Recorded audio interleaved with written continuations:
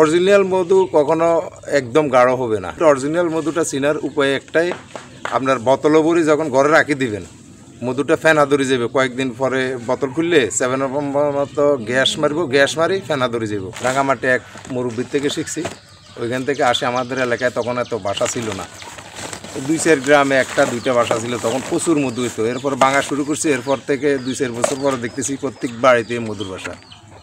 এখন আমাদের এলাকাতে অন্তত পক্ষে আমার এই সোসাইটি আছে অন্তত 15 জন ভাঙিন না। আগে আমি একা ছিলাম। তো এখন আর আগের মতো ওইভাবে মধু হয় না, বাসা বেশির কারণে মধু একটু কম হয়। তারপরেও মোটামুটি চলে, আমাদের এটা করি মোটামুটি আল্লাহ দিলে ভালোই চলতেছি আমরা। বান্ডেল থাকলে প্রতি সেনমানিতে টাকা বাঁচবে। বিকাশ সেনমানি বান্ডেল কিনে জিতুন প্রতি লেনদেনে। কোনোদিন 10 টাকা পাই, 5 টাকা পাই, কোনোদিন আবার নীলও যাই, মানে প্রত্যেক দিন আর হয় না। আমাদের শিখছে প্রায় 13 জনের মতো, হেদের থেকে আরও লোকে শিখছে। আমার থেকে শিখছে লোকও এখন মধু 2 নম্বরি করে বিক্রি করে। এটা যে বিক্রি করে হেটাই মাসুল দিতে হয়, মধু ফুকে বিচার করে।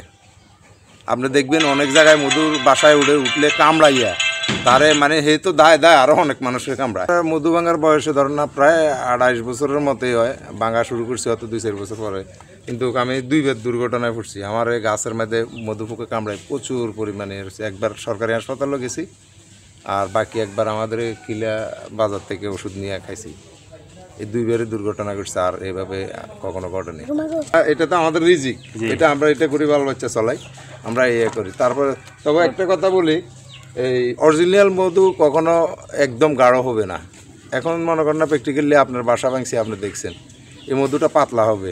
আর এই মধুটা অরিজিনাল মধুটা চিনার উপায় একটাই, আপনার বোতলও ভরি যখন ঘরে রাখি দিবেন, মধুটা ফেনা ধরে যাবে। কয়েকদিন পরে বোতল খুললে 7 মতো গ্যাস মারবো, গ্যাস মারি ফেনা ধরে যাব। আর যদি 2 নম্বর হয়, এই গ্যাস মারবো না, ফেনাও ধরবো না, আস্তে আস্তে নিচে জমবো। আবার আরেকটা উপায় আছে, ফ্রিজে রাখি দিলে গ্যাস হইব না, কিন্তু ডিপে রাখি দিলেও 20 বছরও মধু চাক হবে না। হালকা একটু গাঢ় হবে, মধু চাক হবে না।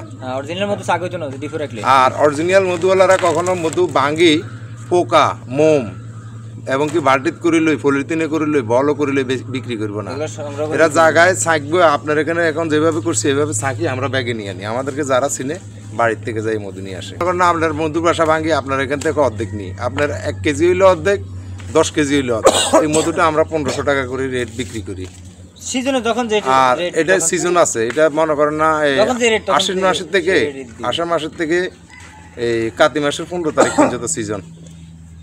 আর এই চৈত্র মাস থেকে বৈশাখ মাসের এই 20 তারিখ পর্যন্ত সিজন। এই বছর সর্বোচ্চ 13.5 কেজি পেয়েছি। আর একটা হে ব্যাংকসে আমার লগের 20 কেজি একটাতে পাইছে। এর উপরে আর এই বছর মধু পাইনি। বিশেষ করে এভারেজে আপনার বেশিরভাগ 5 কেজি, 6 কেজি, 4 কেজি এই বাসাটাই বেশি পড়ে। শুধু আমরা কৃষি কাজ করি, কেউ ট্র্যাক্টর চলায়, যেন কি আমার এই লগের এই ট্র্যাক্টর আছে, নিজের ট্র্যাক্টর নিজে চলায়। আমি জমি আছে 2খানি জমি এরি করি, বাগা, নিজের জমি নেই, এইভাবে চলি আর কি।